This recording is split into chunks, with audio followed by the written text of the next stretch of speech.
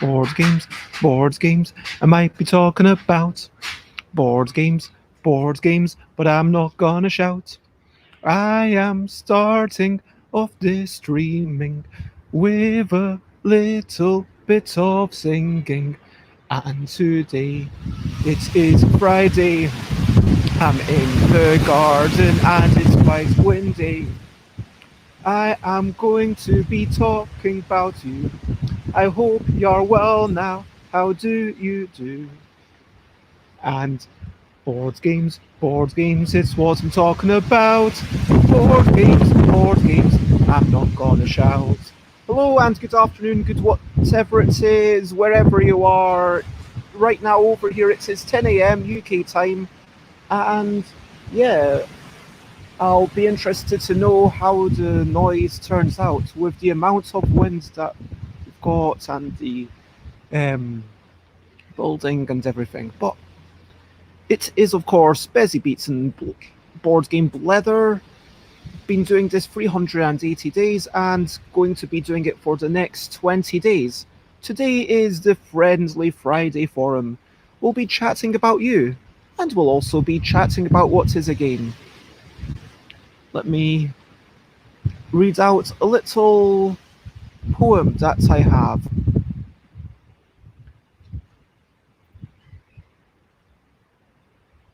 Maybe I'll talk.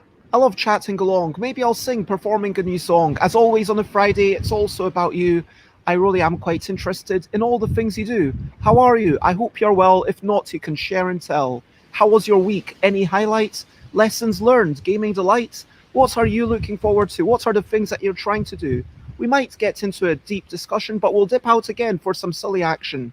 And if you're cool, you can join me on camera, even if briefly. Jump in, jump out, but please don't shout and mute yourself if making noise when you're not chatting. Respectful questions and comments are a go. Feel free to be you for the entire show. And so, yeah, that is what we're up to today. It's all about you. And hello, Time Roller. It is lovely to have you here. Let me know how the sound is. I hope it is bearable. I don't know if it's terrible. I will go back inside. If it's interesting, then boom, brilliant. I will stay outside. But let me know how it is. And also, how are you? I genuinely hope that you're well. And hello, Nicholas. Again, thank you for joining us. And yeah, let's get to the first section, which is recent highlights, living life and seeing the sights. Recent highlights, playing games and other delights. Recent highlights. So what have you been up to recently? Apparently, where Time Roller is, it's been hot. Where are you based? Where is it so hot? So my recent highlight is definitely that I cycled that way. Maybe I shouldn't be so explicit. Anyway, I'm trying not to dox myself, but I cycled down to London Bridge, which is a bit of a fair cycle. It took me about an hour. It should have maybe taken me about 40 minutes or so, but yeah, I'm a sole cyclist these days. Went down, got my vaccine, came back up, did some work with Layla and Chris while I was getting increasingly tired, and within a couple of hours I was like pretty much dead. And yeah, Thursday I was like, yesterday morning I was like maybe 60-70% of my energy. Today I would say like I'm maybe 80-90% of my usual energy, but I'm feeling good. I'm feeling, I have my lymphocytes now have this new knowledge, and maybe in my body I will be more resilient to COVID. That's the idea. Anyway, apparently Time Roller lives in New Mexico, USA, where it's 36 degrees Celsius. That sounds very pleasant. I mean, Yeah, I am all about the 20s and the 30s. Like here, we like single digits is a bit. I'm actually going to double check. BC London weather. According to a quick internet website today, it is 13 degrees Celsius. That yeah, it feels fairly chilly. I've got a thick this is quite a thick, warm thing. I've got a fairly thick coat. Oops. Yeah, I'm all about places where you can just wear a light t-shirt or a light coat or like the lightest long sleeve thing imaginable. I am all about that. And thank you for the congratulations. Other things that have happened. Yeah, just been a lot of sleeping on my place. Yeah, just a lot of sleeping. I played alphabetical a couple of times with Maya yesterday. That seems to work well. I'm happy with that. Maya suggested maybe going through the entire deck if I wanted to turn it into a solo player. Alphabetical, originally by Andrew Dennison, lots of development by me and a wee bit by my Mick Wood. I'm really, this game, Alphabetical, was what originally inspired me to make the L deck into a deck rather than just a single game making Wibble. And so this one game, Alphabetical, putting the notion that you use the letters as a sequence, as the alphabet, and then once you put it to the left or right, you're not allowed to insert anything into the middle. That has been so flexible. We've got a slow game out of it, sitting around the table. We've got a solo game. We've got a kind of speed game with two hands, which works really well. And now there's a flip and right, which works. And so I'm really happy with it. Also, I've been doing a wee bit of pondering. When I say a wee bit of pondering, that was mainly to get ready for playing something with Sarah. Time Roller, if you like the cold, we should just swap locations. If only we could teleport our entire room and not have to have all I don't know how your kind of your friendship connections, you might have to leave a lot of them aside, and there's definitely more about moving than just moving all your physical belongings. But for sure, I would be up for entering into some sort of crazy teleportation swap with you. Time Roller pulled out Search for Planet X. Didn't get to play today, maybe tomorrow.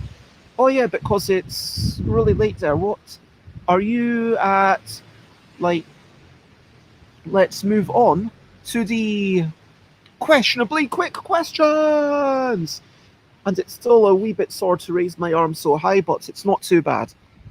So, ask anything you want. My first question for myself and everyone else is, where are you? What time is it? So, I am in London, UK. It is 10:07 a.m. and it's a grey morning, as you can see. The sky is incredibly white, and yep, there's not much to speak of, but that is, yeah. It is apparently 3 a.m.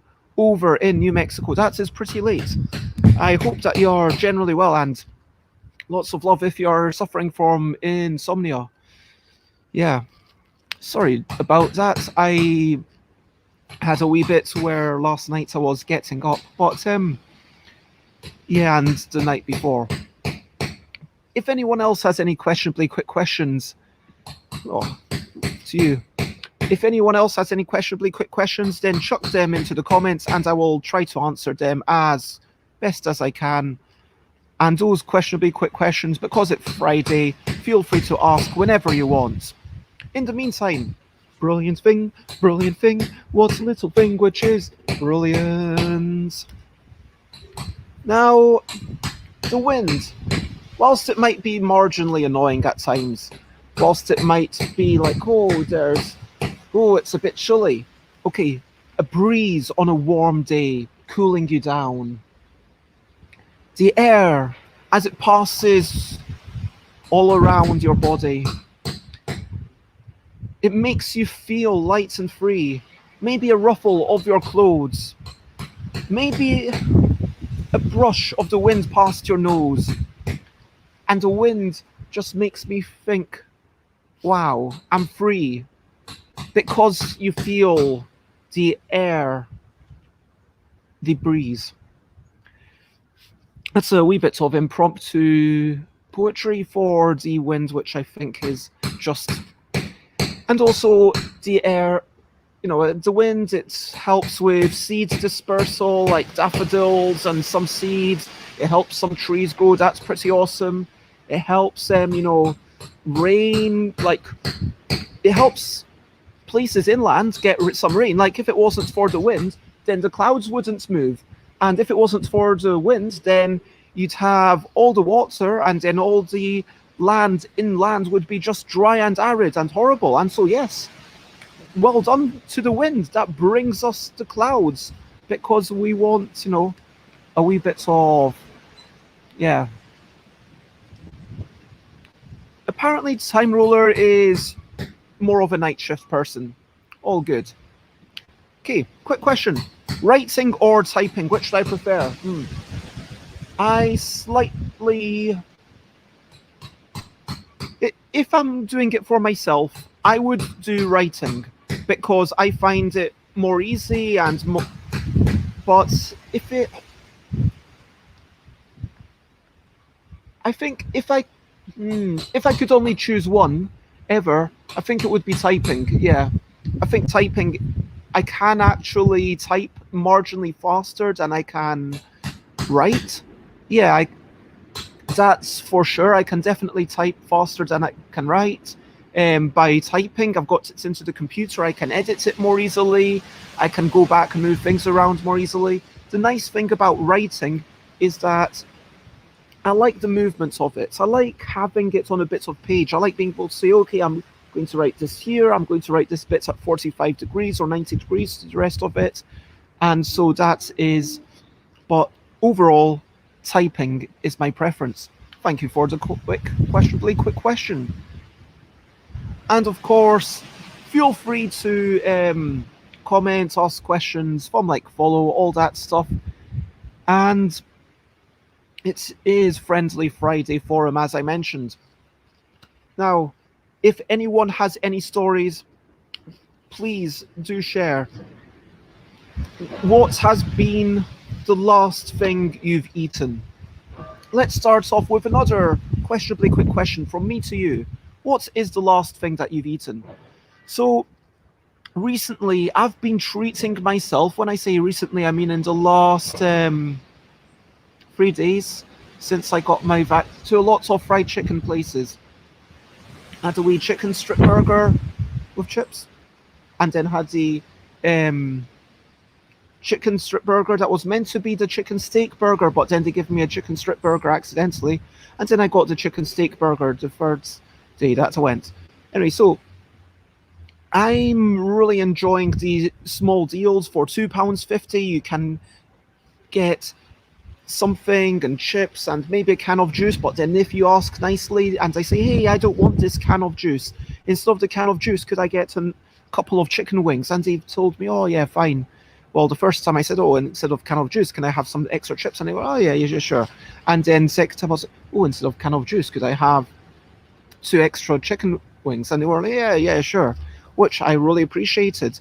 So and good morning, Joanne. It is, of course, lovely to see you. I am just asking people what has been the last thing that you've eaten, to get a little bit of conversation going and talking about how since my vaccine, I've had lots of pre-prepared food. I've been out to the chicken shop. Time Roller has had a very tasty sounding thing. Cherry iced cream covered in Choco Pop. I do not know what Choco Pop is, but that sounds amazing. So are you meaning a lollipop?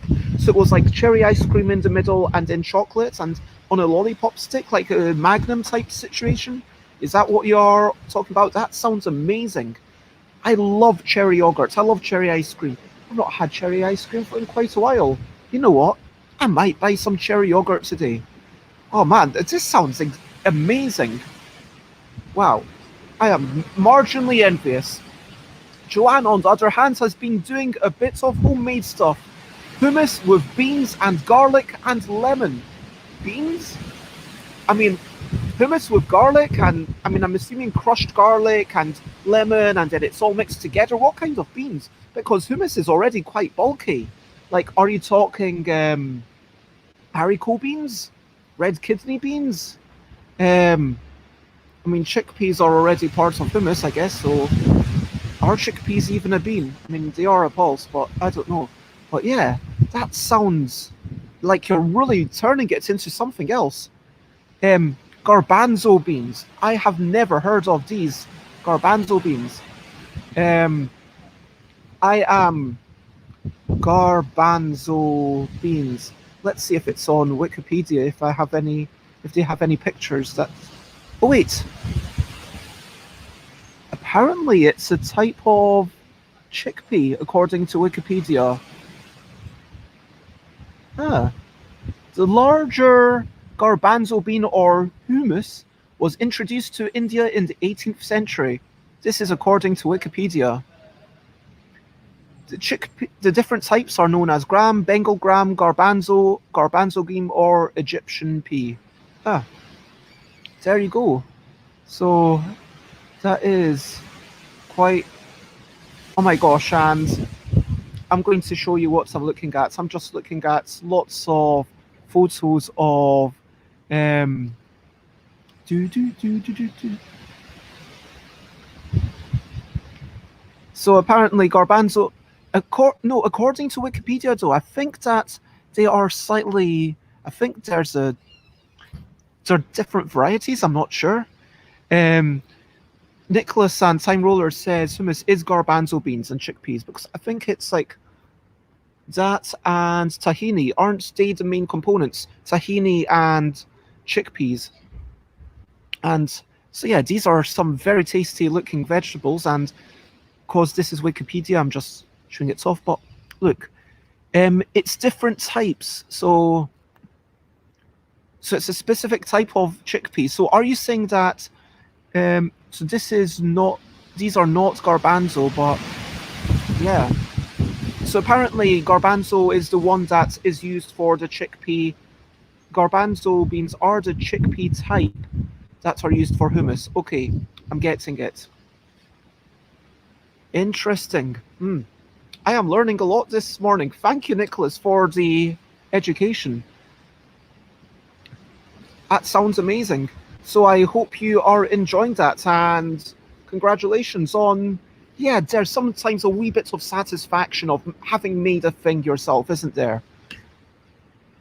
Okay, let if anyone, as I said, has any questionably quick questions, I am going to then feel free. Otherwise, I am going to bring up the nominal main topic for discussion, which is what is a game? Now, this is a thing that I've been pondering for a while, especially recently. And for those who don't know, on Board Game Geek, I started the first draft of a book, which will definitely be very much changed based on that. But it was kind of just a first draft, and then I've gotten up to the end of the first chapter, and I think there'll be about maybe 7 or I don't know, some number of chapters. But like I feel like I've gotten about 10% of the way there, maybe by word counts. I don't know. So maybe it's just me, but when you start off writing a somewhat philosophical book, which is what my book was meant to be, a book about what you're doing and why, then I think it's worth asking, okay, what are you doing? Well, what are you doing? What is a game? What does a game mean? And I had a bit of a writing where I decided what a game was. And then after that, like just recently in the past week or two, I've been asking people on Twitter and Facebook what they think a game is. And I've had some very interesting discussion. I'm currently feeling like a game has 3 vital components. I am feeling like a game has 3 vital things. I am playing a game with Emerald, Chase the String. Yep, I think that sounds like a game. The game is afoot. No.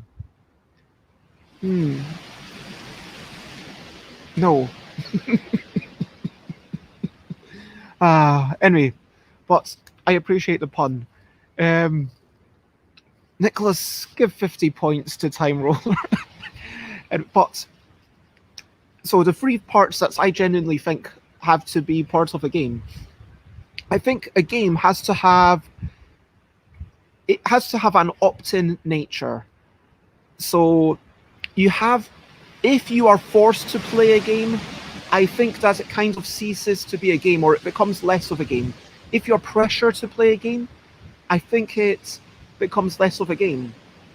So I don't think that things are definitely a game or not a game. I think that it's very much a continuum, and it's almost like a three-dimensional construct, like where on one little corner you've got this is definitely a game, here there's definitely not a game, and things can move in different directions until it's like, okay, clearly a game.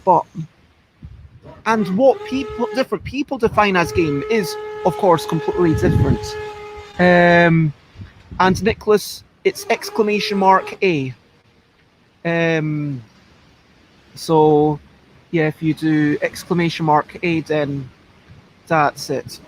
So anyway, I was talking about what is a game. So firstly, I think it has to have an opt-in nature.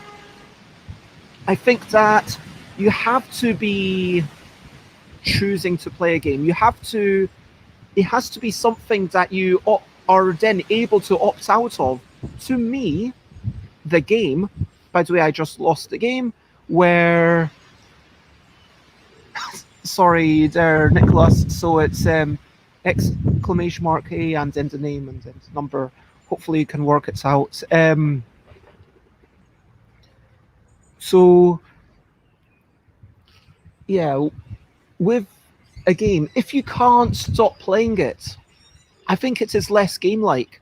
I think it becomes more like something you're forced to do. I think that it's important generally for play and games to be an optional part of our world, to be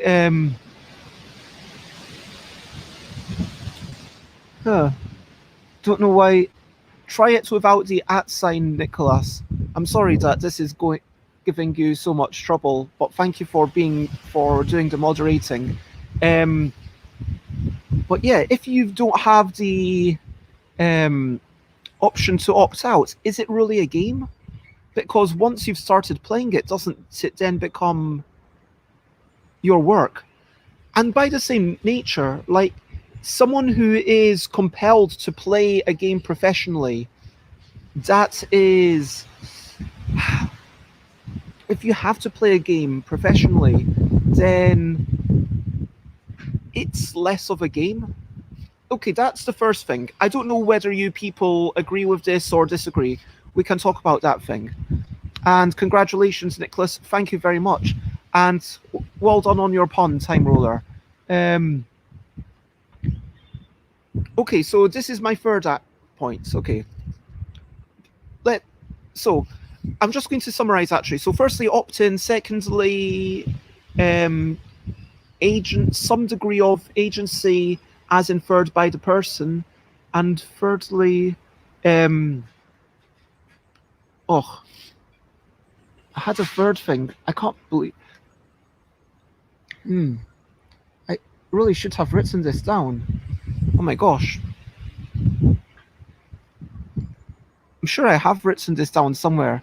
But yeah, we're agreed on that opt-in, opt-out nature. And this, to me, the opt-in... Oh yes, rules. I believe that there has to be some sort of rules.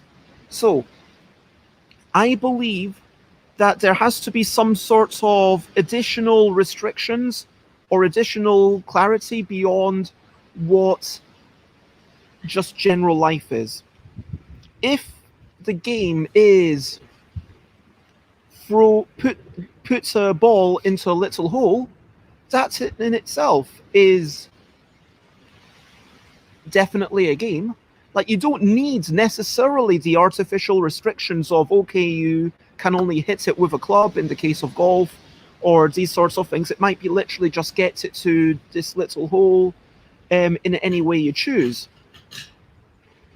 But I think there has to be some sort of, whether it's a limited set of affordances, whether it is a limited, whether it's a particular goal, whether it's a particular set of, yeah, by limited affordances, I mean like the affordance is what you are allowed to do from this object, whether it's like a limited set of options of what you can do, or whether it's a particular goal, something has to get you into a sort of magic circle where this is separate from real life. And okay, so you, I'm not saying that there has to be a lot of rules. I personally think that I am going to spend the day not saying anything with the letter E. And I was just kind of thinking about how I can't actually. Okay, so let that in itself might be a game, and it's quite a difficult game to play, because especially if I am talking on a show, talking without that shape. Oh, shape, there you go. So I've lost. But suddenly, by breaking the rules, I've essentially dropped out of the magic circle. I was previously playing the game, but now I am not playing the game. But for that moment, I was no longer playing the game. And hello, Alex. I'm just talking about what a game is. And yeah, we've all agreed so far that games need an opt-in, opt-out nature, and secondly, games need some degree of rules. And yes, for sure, rules determine what kind of game it is. For sure, like some games might have, a clear objective and a measurement of success, and we called those ortho games because Richard Garfield came up with that term, which is incredibly useful. And some games might just be all about transporting you to a new reality and giving you a bunch of extra artificial rules that change your interpretation of reality. For example, what I just did, trying to speak without using the letter E. And yeah, the line between play as an activity, and I'm not here. I think that the notion of play for animals, I think it's really difficult to determine what is a game for an animal and what is as opposed to a game for humans. Because a human can say at least, okay, this had rules that I decided. Let's imagine I am running to that tree, and I had no conscious decision that I'm going to. So, like, I'm waving my hands. If I'm waving my hands because in my mind I am deciding that I'm going to wave my hands in accordance with a certain set of rules, that is a game. But if I'm just waving my hands as I feel like, that itself is play. And yeah, I hope hello again, Alex. And so sometimes Joanne's cat Emerald doesn't want to pounce, but just watch a thing move. After a while, she will jump, so she makes the rules. And this is the question, like, has Emerald actually made the rules? Like, it's impossible for us to tell. If Emerald, in this moment, has seen this thing and said, I am going to try and catch this, if there's a conscious, like, opt-in acceptance of these rules, and then I think that you've kind of gone into this is a game. Yeah. I think that playful activities are brilliant. I just want to note that. I mean, I've spent 800, 1,000, however many hours conversing because I think that conversation is really important. I think that watching TV is really awesome. Yesterday evening, I would prefer to do something non-interactive than play a game. And sometimes I would rather play something, and I can appreciate the notion of play without rules, because play without rules is its own wonderful space where it can talk about the inherent possibilities of a given object and what that object allows you to do. And yeah, I just do not want any gatekeeping here. This is not to say games are. This is not a qualitative judgment. Um, Now, so yeah, rules. Nicholas says one interesting thing to consider is repeatability. Is a one-off ad hoc rules activity that no one can ever also play a game? Say, jump and touch this leaf right now. Yes, to me, this is a game. If I say, I am going to grab a leaf, and I was about to go off and grab a leaf, and then I thought, maybe I don't want to grab a leaf off the. And that actually illustrates the rules and the opt-in, opt-out nature of it. And there's the third aspect, which I believe is... Okay, this is the most... I believe that games are very much in the minds of the player. And I believe that games can be a game to one person and not a game to another person. I believe that games do not have to have true agency, if you can measure true agency, but I believe that games have to have agency in the minds of whoever is playing. So a feeling that your input somehow affects things within the game space. If I say I'm going to grab a leaf, actually, here we go, here's some leaves that just fell off the ground. Now, I am able to choose which leaf I grab. I am able to... Oh, that's lots of insects on the bottom of that leaf. I am able to choose which leaf I grab. I am able to...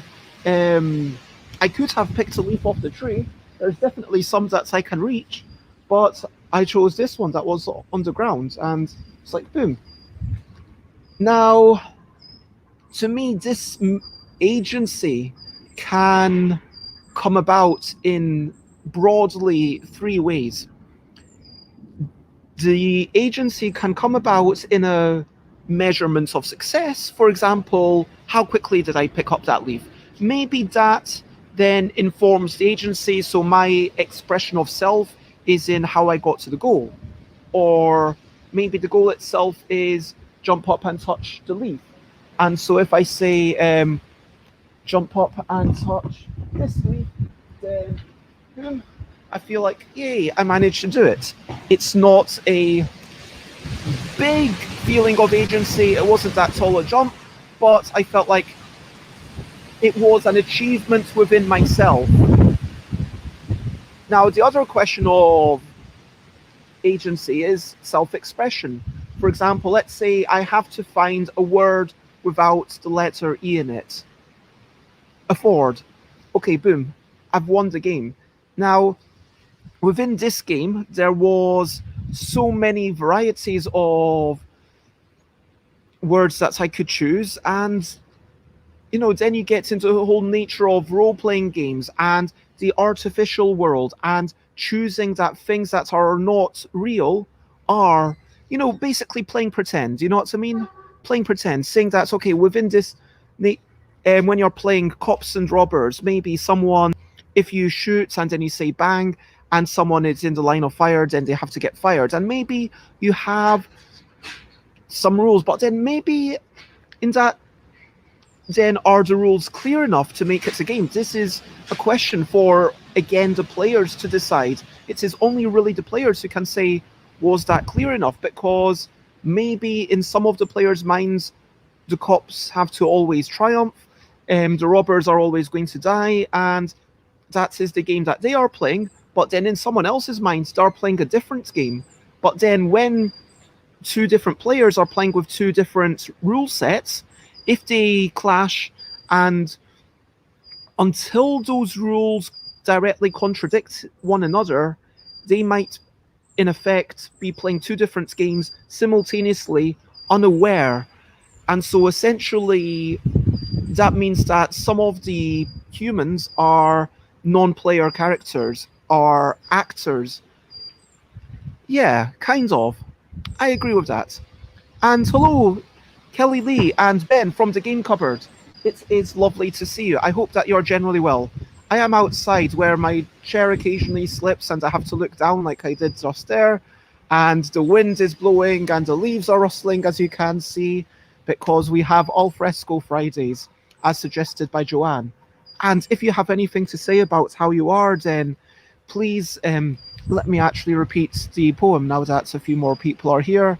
But we are basically talking about the nature of games, which I suggest that a game needs three things, which, to repeat, you need some rules.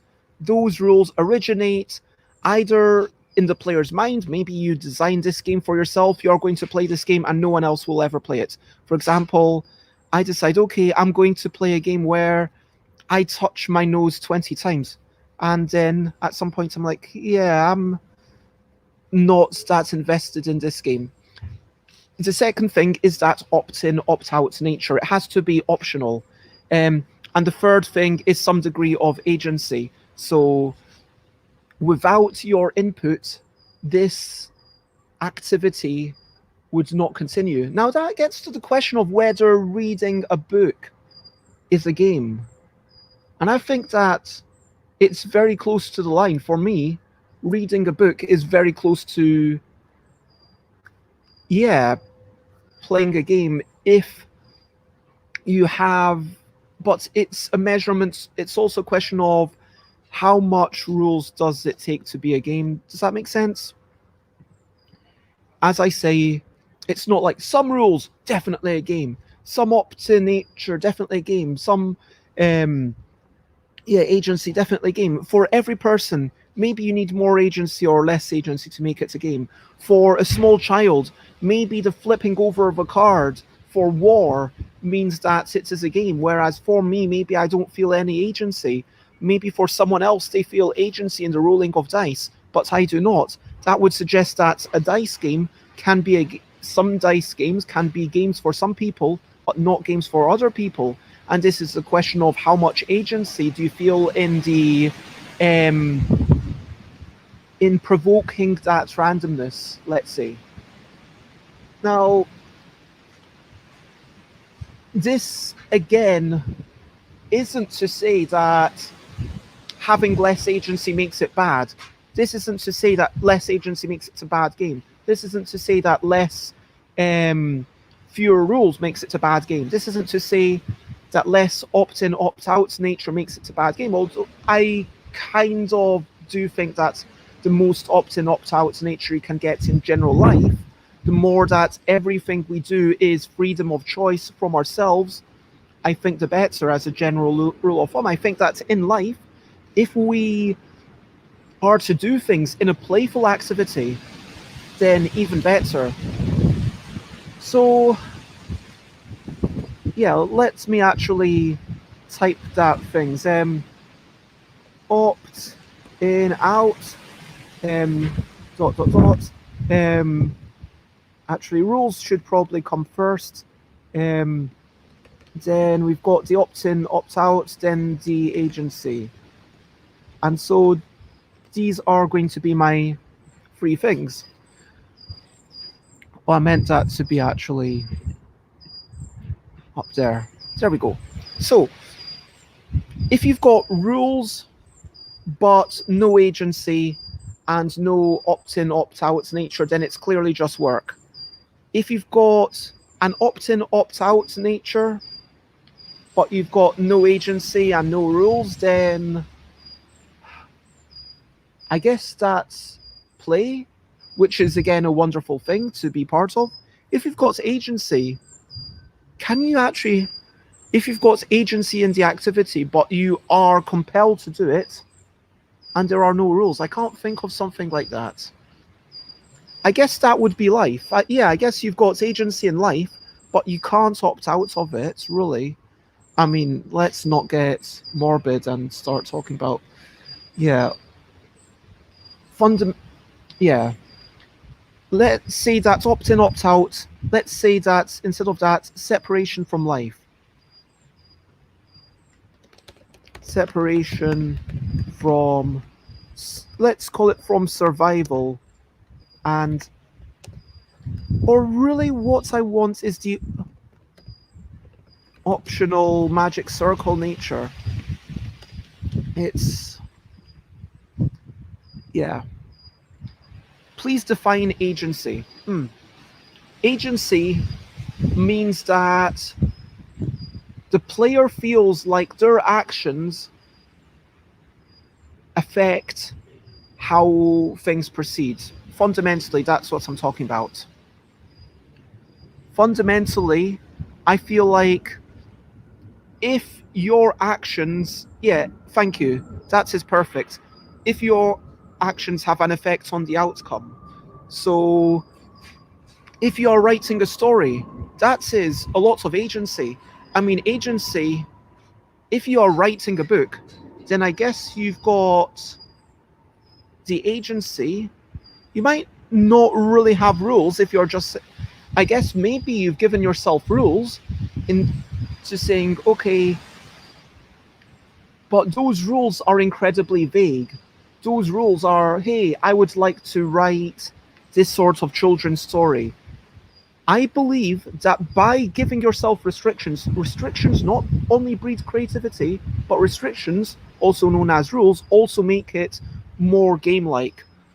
And I believe that, yeah, games fundamentally, those optional restrictions can, those rules get you, yeah, optional magic circle. I don't have a good word for that one yet. Opting. I'm going to put, I'm going to go back to opt in / out. Yeah, that feels better. Um, a game. And hello, Keys. It is lovely to see you. Thank you for joining us. I am talking about what is a game, and we're talking about, and we've decided that these are the things that, well, I've decided and people have agreed, which is good. And Joanne says a game would be an activity of some sort where you do something and there is a result. Yeah, like if no matter what you do, the result is still the same, then that's not a game. That could be watching a movie. If I'm saying I'm going to stand up and sit down whilst the movie plays, theoretically, like this is an extreme example, that's not a game. That's me watching a movie, but then do sitting up and sitting down. Even within that, that might, if I say to myself, I'm going to sit up and sit down 20 times, is that a game? I think that if you feel like there are different ways, if you feel like you have different ways to sit up and sit down, then yes. And it's not about being an observer versus a participant. Let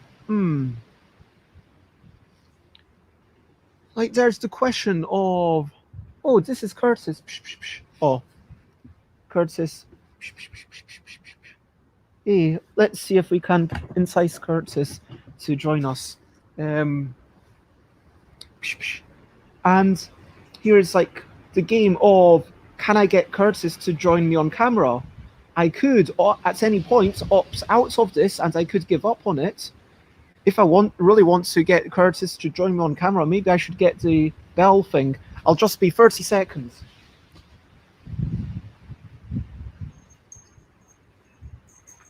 Okay, I am back, and now I have a bell. See, this is now a game, because I've decided that I'm going to try and get Curtis to join me on camera, and what I'm doing has an effect on whether Curtis joins us or not. Come on, Curtis. Hey, come on. Hey, there's... Aw. Come on, Curtis. Curtis is just out of shot, and, you know, a simple way to play the game better would be to change the camera, and maybe Let's see. Can you? No, you can't. Okay. Can you? So, come on, Curtis. Oh, yeah, Curtis isn't interesting, and I have decided to now opt out of this. Get Curtis to, yeah. I mean, Curtis was never playing the game. I was playing the game, and Curtis has, yeah, Curtis is like a pawn in my game, and sometimes a human could be a pawn in the animals game, and I think that a game is always from the perspective of the participants. Oh man, I wish I had a. Can I just Oh, yeah, I don't think Curtis wants to be picked up. Cats need longer to opt in at times. Oops.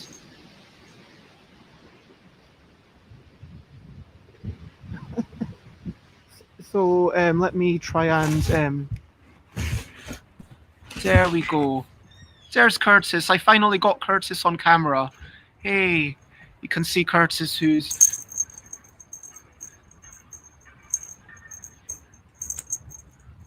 There's Curtis. Curtis lives next door, but quite often comes over here. So I won the game. Boom. And I just lost the game that I believe is not a game. Anyway, cats are the epitome of indifference. So, yeah, oh my gosh. Sorry, I'm going to. Wait. Oh, Curtis was just literally peeking over the top of the table, but just for 2 seconds, trying to see what was going on. I'm going to. And. Yeah. So. Anyway, that is it. These are things that I feel needs a game needs. Now back to chatting about you, and then we'll do a wee bit more of chatting about the game, and then I'll finish up in just a wee bit. So, oh, can I get you to see Curtis? Yeah. Whoops. I need to. Sorry about this. Hello, Curtis.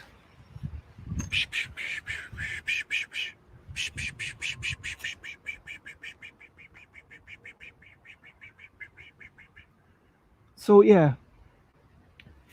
As always on a Friday, it's also about you. I really am quite interested in all the things you do. How are you? I hope you are well. If not, you can always tell. Share what you want. If you're cool, you know you can join me even on video. So we might have a deep discussion, but we'll dip out again for some silly action. And jump in, jump out, please don't shout. And mute yourself if making noise when you're not chatting. So yeah, just as a reminder to everyone. Splendid cat. Thank you, I agree.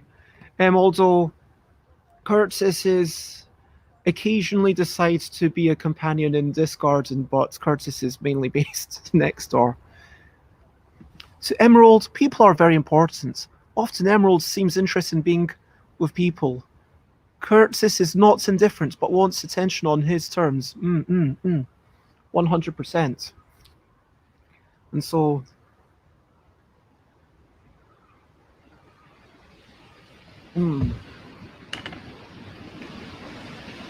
But yeah, here's a question for you. What was the last game that everyone played? What was the last thing that you would consider a game? Because for me, genuinely, I would consider that to be a game. When I decided... Wow. When I decided in my mind that I am going to get Curtis to appear on camera, and then I got Curtis to be on camera, to me that is very much a game. I had all the key ingredients. I had the rules. The rules were Cat is on camera, I win. I had the opt-in, opt-out nature. Like, I wasn't compelled to do it. It wasn't like somewhat like my livelihood or my or anything depended on that. And I had the agency that it was partially down to my actions that Curtis got on camera. So now my question is, which is the last game that you played? Keys is by the Keymaker music. I can't remember. Can you tell me what you prefer to be called for short? Because I vaguely remember Joanne calling you Keys, but I do apologise if that is not what you want to be called for short. Or I could call you Keymaker, or... But anyway, the Keymaker music is playing Grow Castle, a mobile game, which Keymaker music is... Okay, I'll call you Keymaker, or leave you. So, yeah, Grow Castle, I've not heard of that. I hope you're enjoying it. Is it one of those idle games where, as time progresses, you get more and more resources, regardless of your actions? Oh, tower defense game. Oh, sound fun. And Time Roller played and taught Kingdom Builder with a friend on Board Game Arena earlier. That's a quality game. That's by Donald X Vaccarino, I believe, designer of the somewhat better known Dominion. Yeah, I played Kingdom Builder just once or twice. I'm a fan of Kingdom Builder. I think it's a fine puzzle. But am I a fan of it? I like it. I enjoy it. I would definitely 100% play it again. But my personal tastes in games, now when I'm getting games, I try to almost diversify. And maybe I'm getting to that, I've seen so many things, I'm getting old and jaded in terms of how many games I've played because I've played so many hundreds.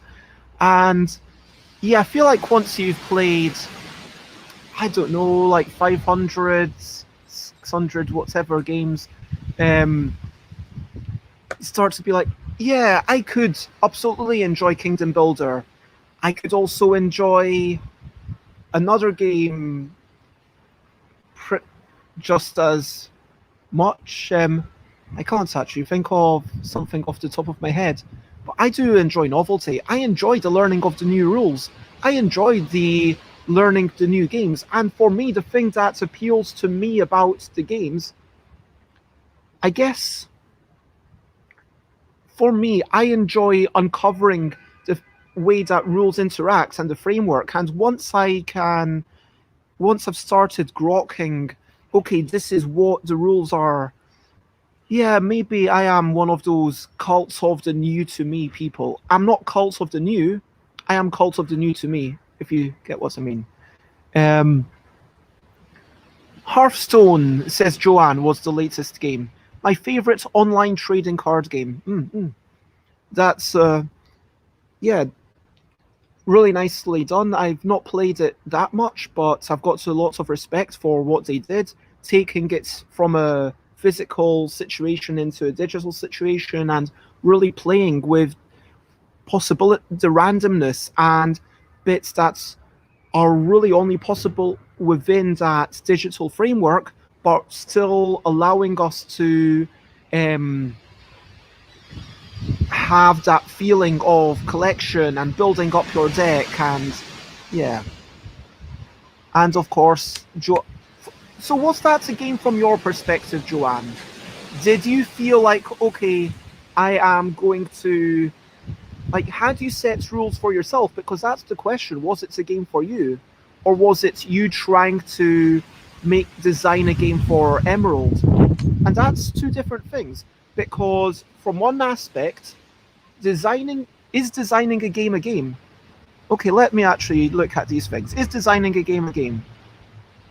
If you have rules, like if you have a target audience and you have certain, let's say going to design a game and it has to be a certain type of game. Like for this afternoon, I'm design or for Emerald, maybe you're like, okay, this has to be a game that Emerald is engaged in. I guess you've got rules. Do you have the opt-in, opt-out nature? Well, that's the key thing, because if it's something that you have to do because Emerald has to get that exercise, so you can't really opt out of it, I'm not sure it's a game for you. I think you're designing a game for Emerald, but I'm not sure it's a game for you unless you can truly opt out of it without feeling... Yeah, I don't know. It's like, could you opt out? And it's not for me to tell you whether it's a game or not. It's for you to say, were there rules for yourself? Had you set rules? Were you able to opt out? I mean, there's definitely agency. Like, I'm feeling... and this is where game design itself can be a game, it can be play, or it can be work. So if you have to design a game or you don't get fed, then I think it only has rules and agency. So in that case, it's only work. If you're designing a game, but you have no idea of the target audience, then at that moment it's play. And I think play is a wonderful, wonderful thing. I think that play is, in many situations, play is almost like a nirvana. I think that being able to truly feel your agency and feel like this is an activity which I am opting to do, but there are no rules governing it. I think it, arguably, it could be seen as a, I don't want to say higher or better, but it's definitely better from a certain point of view. But anyway, that's basically brainstorming, which I would say is a form of play, unless that brainstorming you can't opt in or opt out of, in which case it's like, or maybe within your brainstorming you do have rules, I don't know. But I guess it's experimentation, but then that also has rules. But then the question is, are you conscious of these rules or not? So yeah, designing a game can be a game. Let me catch up with comments. Keymaker says, I love all the oldies but goldies strategies. Strategy games. Generals, I do not know this one. StarCraft, Yuri's Revenge, Red Alert. Wow, Red Alert, that is. Diablo 2, and the new ones like EVE Online. Is EVE the big space one? Cabal, Dreadnoughts, and DC Universe. Time Roller is also a fan of learning new games rather than getting good at one. I think it's quite common that people... This is a question of why do we choose to play games? I think that people always have this opt-out in, opt-out nature, but then do you enjoy exploring the nuances of the rules? Do you enjoy the experience? Ultimately, games are experiences. Ultimately, all of this is about experience. And do you enjoy the experience of discovering, of exploring what's out there, in which case you're going to dart from game to game? And how do these things benefit the player? How do these things contribute to some... Because that's ultimately, if you are designing a game, then you want to play... You want to think about what you're trying to elicit, right? Maybe a game you're trying to elicit laughter. Yogi, I was trying to elicit good times, merriment. That's what I was trying to elicit. With Wibble, which is the first ever game for the L deck, I was trying to elicit a bit of merriment, but also a bit of almost stress and empowerment and feeling of accomplishment, and that's what I was. And if you've got greater or less agency, I think that's agency can be agency here. You need a lot of this to feel really a lot of accomplishments. For the rules, you need potentially more rules in order to give someone the puzzle of working that out, which again, but you need clearer rules if you want someone to feel a nature of success. And But if you arguably want fewer rules, if you want people to do some self-expression, because I started playing a game, and actually, can I even remember what this game was called? No, I don't think I can, unless I open up my. So I recently started playing a game which is going to start on again on 28th of May, and I do not seem to have a long game. This is what it's called. So maybe I can. I do apologize for this. So in a long game, the idea is that every week they're going to send you a long game. A long game. Let's see if I can. I'm trying to. This is not good.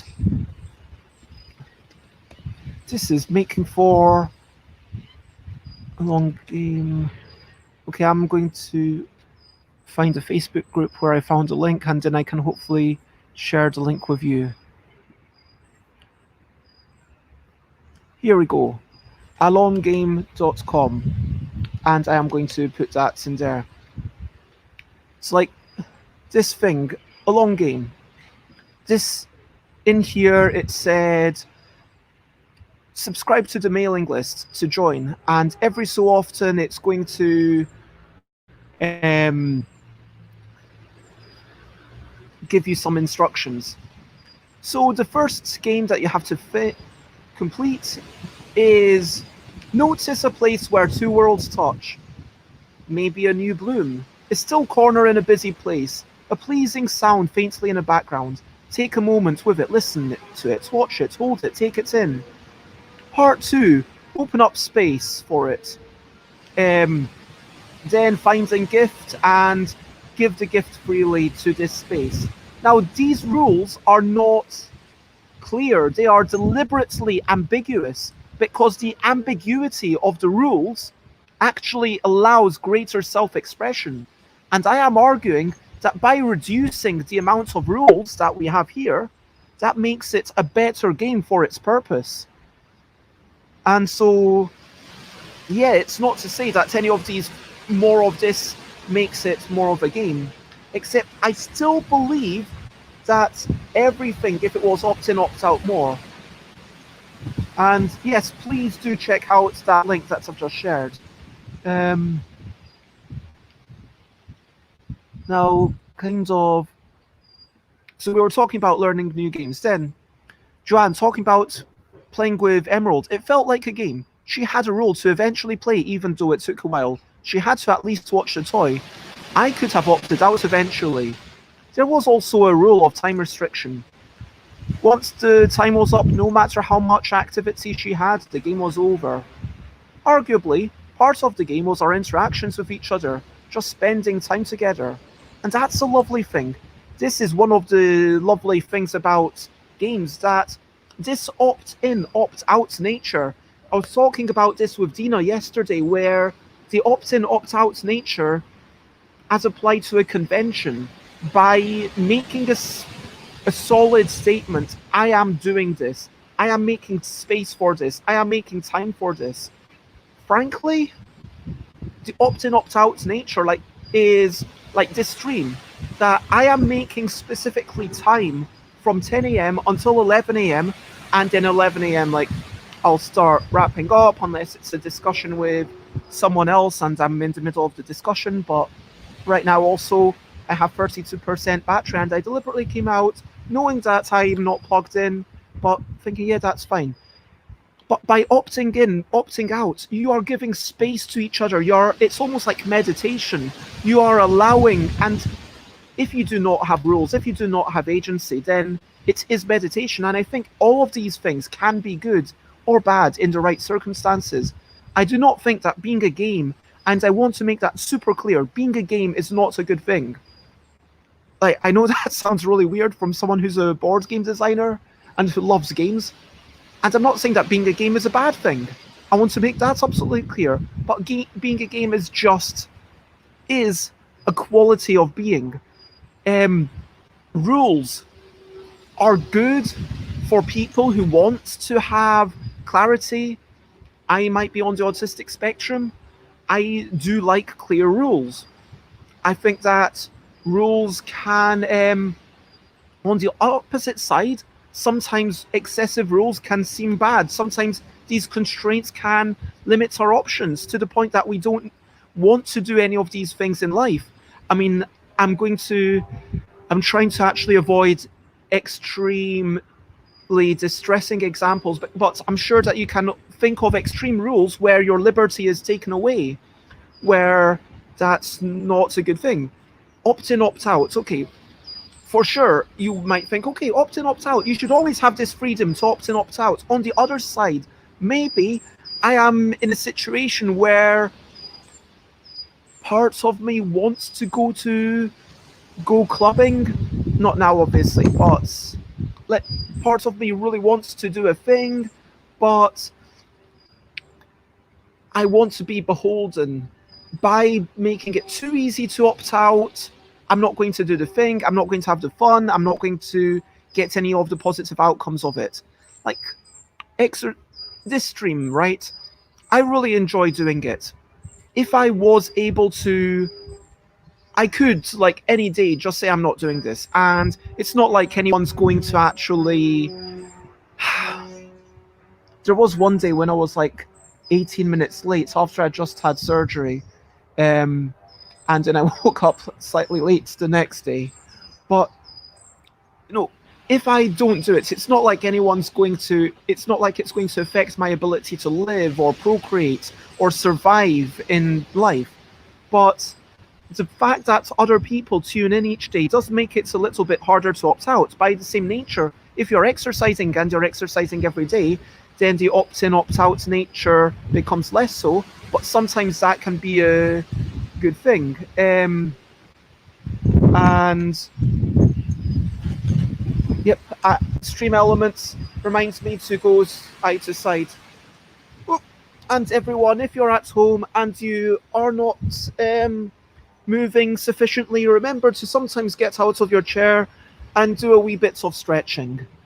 And agency, oh my gosh. Hello, Xenofuel. I'm sorry that I missed you coming in. Thank you very much for joining the chat. I'm just talking about these are the three things that to me makes a game, but being more of a game is not intrinsically good. Being less of a game is not intrinsically bad, and vice versa. But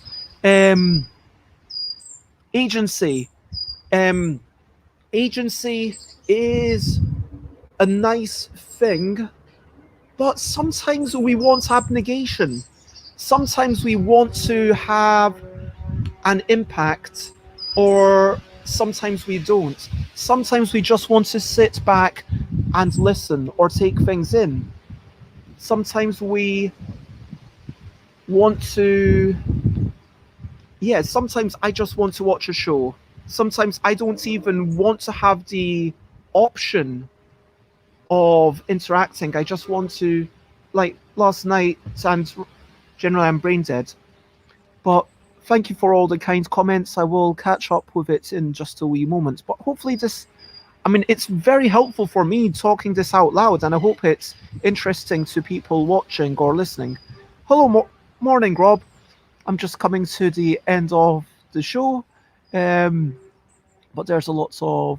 So we talked about playing with, playing with Emerald, playing with the cat, and yes, having that space, the opt-in, opt-out nature. It gives you space. It makes you choose. I am going to spend time with doing this, and I think that being deliberate in actions is sometimes a really good thing.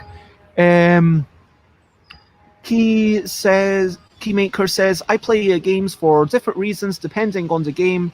For example, EVE Online, I started for the graphics and ideas and stayed for the money I was earning by playing it. So, yeah, if you're earning a substantial amount of money, and if at some point EVE Online becomes a route to survival, then the question is it still a game? And it sounds like it's wonderful work in a sense, but and so yeah. A game I play with Keymaker, Joanne says, is make a family friendly joke because it's a challenge for him. Interesting. The amount of rules is really interesting because it puts more of a burden on the player. Um, yeah, this is a interesting one because the number of rules, for sure, it's also the ambiguity and the clarity of rules. For example, Jungle Speed is a wonderful, wonderful game. I believe don't know if I've. If you look up my old accounts on Board Game Geek definitely rated them both higher than 9. I really love Jungle Speed. No word of a lie. But frankly, I did get a little bit tired of it once I started beating everyone. And secondly, if you play it as a world championship, which Tom Varshaw gave me their blessing, so I think I did actually run the only ever official world championship of Jungle Speed. But at least it was the last ever official world championship of Jungle Speed, as far as I'm aware. But anyway, the point is that if you start being really serious with Jungle Speed, the rules have some edge cases where it's just not defined. In a tournament setting, you can't have that. If you are playing with anything on at stake, then for sure you need to clarity matters more, and you need to know, okay, what happens if someone flips over cards and then grabs the totem just at the same second as someone else placing a card on top of their pile, which meant that the cards that was flipped is no longer a match, but it was when they were reaching out to grab the totem. This kind of clarity of rules, which in a party game, those kinds of edge cases, when they come up, is it a big issue? No, not really. In Yogi, do I have to say what is right palm face up? Is it? I think it's face down. Right palm face down. So if I say yes, my official ruling is that it has to be at least 45 degrees. So once it goes like that, that's no longer face down. So if you play a Jungle Speed tournament, then like 45 degrees, that's still allowed. But, you know, that is clearly face up. That's clearly face down. That's clearly neither. And what about that? Is that face down? Is it not? You have to make a judgment. But would I put that into the rules of Yogi? No, I wouldn't, because who cares? Who cares? And yeah, we lose half of your speech while commenting. No, it's like, look, if the conversation needs to be longer, then it's all good. And I appreciate it. I love you all for commenting. Joanne says, I hated word games when my mother-in-law always told us what words we had. It seems like she was playing the game, not us. So, yeah, and also, Keymaker, by the way, if you weren't commenting, I wouldn't be talking. But, like, this is a lack of agency. This is when someone else is making up the agency for you, and potentially, because of family situations, you can't even opt in, opt out. So, ultimately, all you've got to do is a bunch of rules. And I think that with... I am going to say that a good game should have no... You can't measure this. This is a terrible like generalization or whatever. But I'm going to say that's a good game. Like, the rules should be no more than the ability to opt in, opt out. Because if you have less agency and less... Yeah, I believe that the maximum threshold for how many rules you have are directly proportional. This is a vague hypothesis, according to the amounts of opt-in, opt-outness and agency that you have. That's my new hypothesis. Okay. Yeah, I do get that you're doing other things going on, so... But then the question is, if you are trying to maximize the money, is is it still something that you're able to opt out of and not like if you're gambling, is gambling a game? Is gambling a game once you have an addict? If is a game if you're addicted to it? Is it a game if you can no longer stop playing? Is it a game if your livelihood depends on that? I don't know what how much of a percentage of your income that money was, but if that was all your livelihood, then to me that's a bit less of a game. And I'm not going to say that that makes it a lesser activity, but I hope you see what I'm saying. And yeah, I agree that yeah, Eve Online, amazing like space battles. That sounds amazing. Do. So yeah, Joanne felt like Joanne couldn't opt out. Eventually, though, refused to play those word games, and so you have the option to opt in, but then you don't have the option to opt out. And I think that not being able to opt out, yeah, that yeah. So gambling is addiction, not gaming. Yeah, I kind of agree, and I feel like once you feel more of a compulsion to do something, so yeah, this is it. This is what the game is for me. Um, and I'm either going to stop or recap because I don't have anything more to say. If there's any more questions or comments, then maybe I will answer them, or if anyone wants to talk about anything personal. Oh my gosh, and I've only got 9% battery, so that's a good moment to stop. So, to recap and wrap up, today I streamed out in the garden, as always. Thank you, Joanne, for the idea. I played a game trying to get Curtis on camera. Curtis is no longer in the garden. I believe Curtis has gone over the wall. True story. I played a game with Curtis, and my game was try and get Curtis on camera, which I did very well. I was proud of that.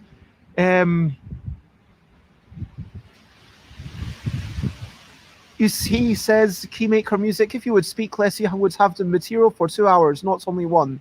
Give us the pleasure to see you more. Keymaker, I appreciate the kind words, but you can already see a lot of me. I do stream every day at 10 a.m. UK time and also 4 p.m. UK time, although that's more of a play along and less chat on Tuesday, Thursday, Friday, Saturday, and also 8 p.m. UK time. Yeah. Ah. Oh, okay. Anyway, I will agree. The line, again, the line between opt-in, opt-outness or not is, yeah, it's very fuzzy. I think that if there was a game, let's call it Gambell. Actually, Michael Greer did a really, really nice version of Gambell, which I feel should actually. By the way, if I did a new command and I'm going to be the first to use it publicly, but now if you do links, it shows you the links, and there is an annual LDEC design and typography contests, which hopefully those links seem to have come up. Yep, brilliant. And so anyway, I'm just kind of wondering in my head whether I should, whether Gambell should be allowed as a design thing or not. Anyway, but sorry, this is a complete tangent that I don't have time for about the design contest. But please check out the design contest if you have any interest in drawing letter shapes or in making games. And if you have any interest in drawing letter shapes, please check out the art contest where you need to draw THE L, D, C, and K. So 7 letters, and then put them together to write the L deck. And anyway, I think that, yeah, talks about playing games, playing games with cats, playing games with Emerald. I played a game with Curtis. Um, I appreciate the game of yep. I guess if there's rules and there's opt-in, opt-out nature, and there's certainly the agency, and yep, I very much appreciate that game. And oh yeah, what was I talking about? Oh yeah, if gamble, if people were addicted to this so much that they were like, I have to play this, I have to play this, I have to play this, I think at that point it would cease to become a game. But if they're saying, "Oh, I'm playing this because I really enjoy it," because you could say, "Oh, as once you get into lifestyle games, is Go at that point can you truly opt out of it? Magic the Gathering or World of Warcraft, is it an addiction?" But I think that yes, you can have a lot of that element, but then for an individual, it can turn into an addiction. Um, but I think we're all broadly agreed. But yep, jokes are my favourite game. Creative on the spot. Um, and yeah, then I defined the game as having the rules, opt-in, opt-outness, and agency, and that to me is the nature of a game. Those 3 qualities. Let me know what you think. Let me know if you agree or disagree. I will, at some point, if I have energy, write it up in a blog post, and maybe I'll do a tweet about it today because those are easier to write.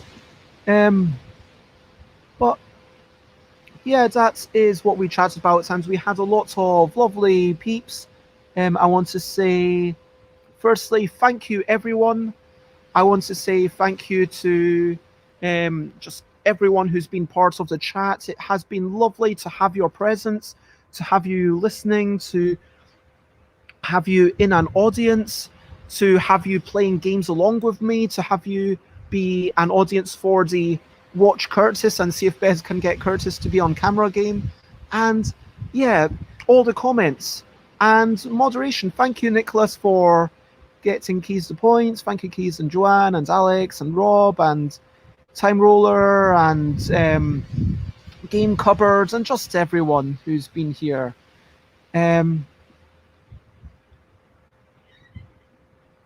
No.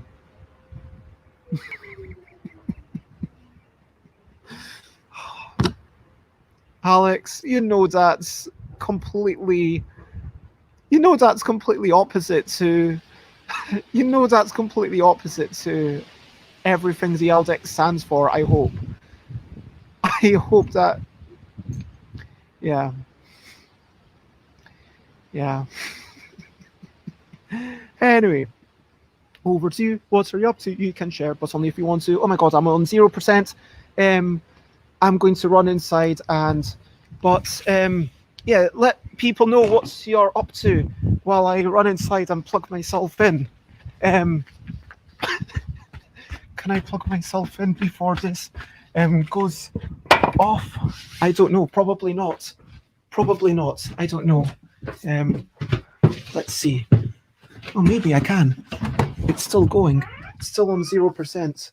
Oh my gosh. It's still on 0%. Let's see. I've got the wire. Got the wire. Oh, let's see.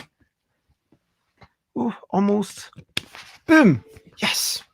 I beat the game. Okay. And so, yes. That is a good battery. I agree. Yes. So, I got an. Oh, Alex. Anyway, yes, it is a game. Anyway, so over to you. What are you up to? You can share, but only if you want to. So after this, I am going to eat something. I am going to probably. What will I do? I maybe I will just have something pre-made, like a tin of soup, maybe some instant noodles with some water chestnuts in, maybe instant noodles with an egg inside. Yeah, that sounds good. I'll have instant noodles with an egg inside. So that's what I'm going to do. And then I'm going to have a bit of a nap because I'm still quite fatigued from the general, the whole vaccination thing. And then, yeah, I'm going to be doing some more streaming. So Xenofuel is working from home, so doing some Excel magic. Wow. What is your main work? Keymaker music suggests water and bread. No bread here. Joanne mentions eating, then going for a walk. That sounds like a lovely plan. I hope you have a great walk. Anything planned for the meal? Xenofuel works for a travel insurance company in Glasgow. Interesting.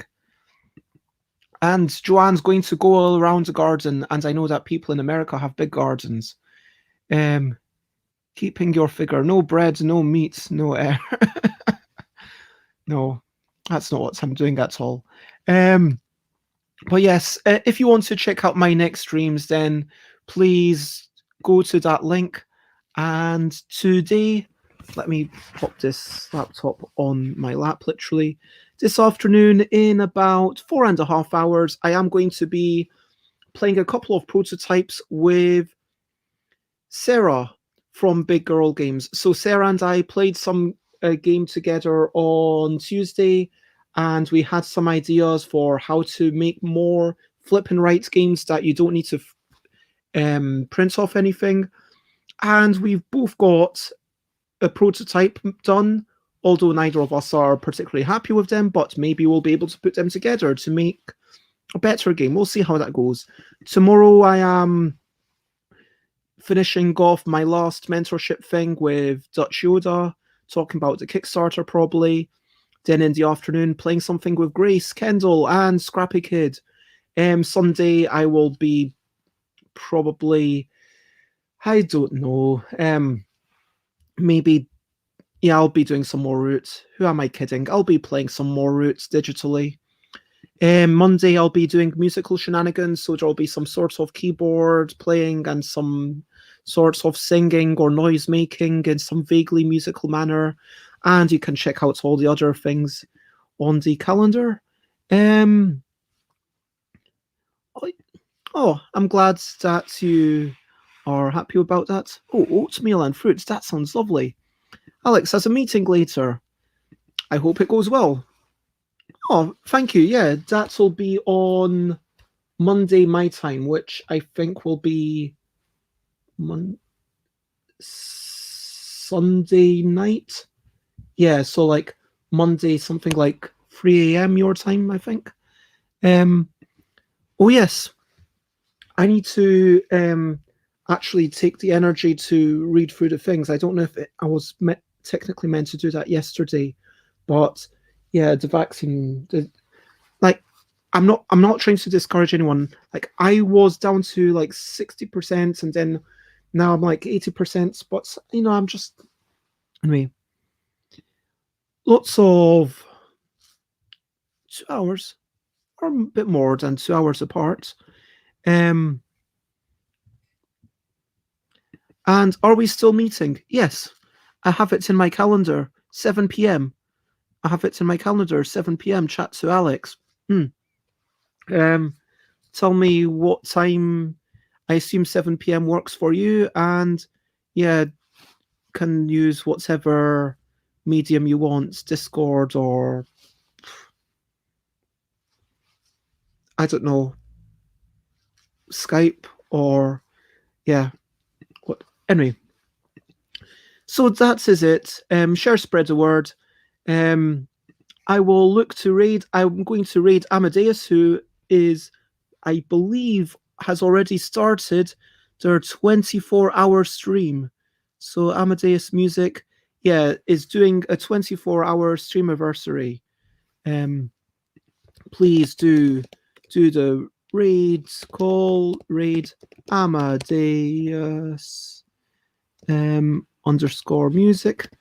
And Amadeus is a wonderful musician today Amadeus is also going to be doing some yoga and game playing and um, storytelling and all sorts of things with other people. So it's 24 hours of performance and vague things by, yeah, just a generally wonderful, wonderful person. And so, yeah, lots of love to everyone. And thank you, Nicholas, for being here. And I agree. And thank you for being here, Kelly, Lee, and Ben. I hope that your work is going generally well. And thank you for being here, Xenofuel. For now, there is only one thing left to do, and that is to say bye, bye, bye, bye. This is a goodbye song. Bye, bye, bye, bye. Thank you for watching along. Bye, bye, bye, bye. This is the end of the show. Bye, bye, bye, bye. And now it's time to go. Bye, bye, bye, bye. This is a goodbye song. Bye, bye, bye, bye. Thank you for watching along. Bye, bye, bye, bye. This is the end of the show. Bye, bye, bye, bye. And now it's time to go. Bye bye, everyone. Bye bye, Alex. Did I actually type? Oh, wait, I didn't actually do the read Amadeus underscore music. Okay. So, yep. Bye bye, Alex. Bye bye, Rob. um, I can confirm that I am, yeah, not on anything. If keys, just enjoying life.